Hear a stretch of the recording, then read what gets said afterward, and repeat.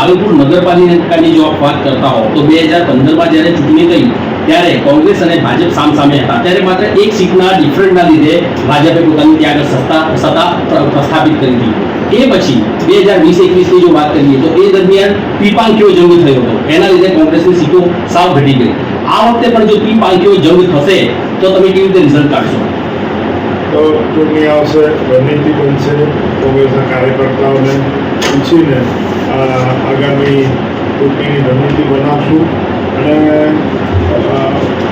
પૂરો વિશ્વાસ છે કે ભાઈ પાલનપુરના લોકોએ હમણાં લોકસભા ચૂંટણીમાં પણ એક પ્રચંડ બહુમત કોંગ્રેસને આપ્યું અને એ મતદારોના વિશ્વાસ પર અમે ખરા ઉતરવાનો પ્રયત્ન કરશું. વિરુદ્ધના એવી બનાવશું કે કોંગ્રેસની જેટલી સીટો છે એના કરતાં કઈ રીતે વધે, અલગ અલગ વોર્ડ વાઇઝ અલગ અલગ બિલ બનાવશું. લોકલ પ્રશ્ન શું છે વિસ્તારમાં એ પ્રમાણે આગામી કાર્યક્રમો રહેશે.